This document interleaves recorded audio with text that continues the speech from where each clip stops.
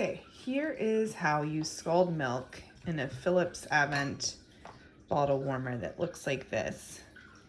I'll send a link if it turns out that I can find like the more specific name. So I fill it up to that like little ridge line in here. So you want like this much water. And then you plug it in.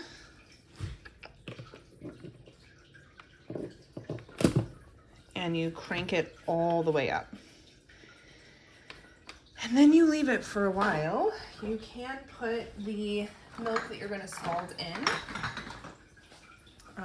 Either the Philips glass containers or these glass containers have worked for me.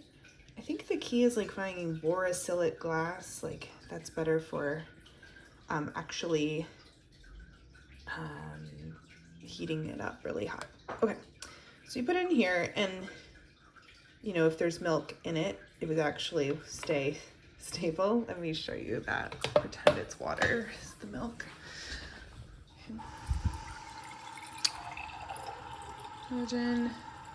And I filled it all like all the way up. There's a line if you're gonna freeze it on both the Avent and these glasses. See, freezer line. And you don't want to go past that if you plan to freeze the milk, but sometimes maybe you're just scalding to put in your fridge, or I'll scald a lot at once in one container, like fill it to the top and then divvy it up into smaller amounts. Whatever makes this part faster, because it takes a while to heat up. And then you need a thermometer.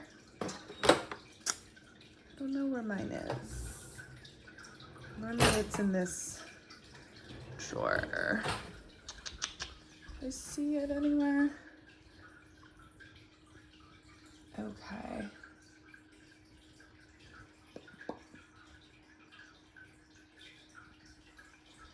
Well, we're gonna have to pretend because I don't know where it is.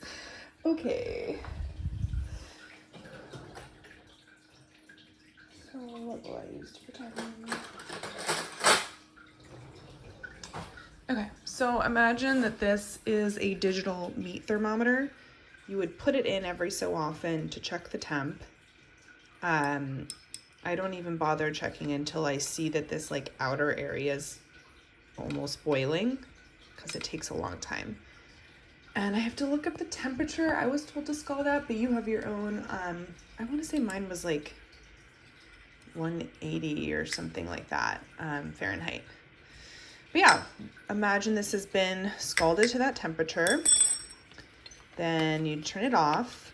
This glass will be pretty hot, so I recommend using like a pot holder, or this works fine for me. I would pull it out, and then a lot of tutorials will tell you to do an ice bath right away. I don't have ice in my house, so I would just either put it straight in the fridge with the little cap on, because I would just be so afraid of it spilling, and then transfer it to the freezer if you think that it would like affect other items in the freezer, to put it right next to it because it's pretty hot. If I had enough space, I would just throw it right in the freezer. And then the other tip is how to label them. I would label it with painter's tape and then put permanent marker on the painter's tape. They do give you like a few paper ring things when you first buy the glass bottles, but then they run out, and I don't actually even like them that much. Like, they can fall off. I just prefer like painter's tape, and you put with permanent marker whatever info you need to put. You know, for most people that's like the amount of ounces. I always mark that things are scalded so people know, even though at a certain point like everything's scalded. But yeah, scalded, the amount, and maybe AM PM if you're pumping and like you want to give morning milk in the morning or evening milk in the evenings. Supposedly it could affect your baby's sleep. I don't know. I've never been that obsessed with that. And then the date, so you know how old it is. And that's really all there is to it.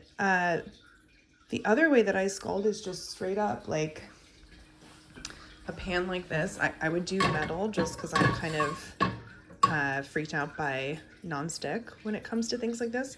So just directly put the milk in, heat it, and if you're doing that method, I like stand with it the whole time with the meat thermometer, because it's really easy to like overdo it, and then the milk is like, I imagine, not as tasty or as nutritious if you like over scald it, like too hot. So I would just stand here, watch, and then pour it into the glass bottles. And I only do that if I have so much milk that it feels tedious to do multiple rounds in the bottle warmer.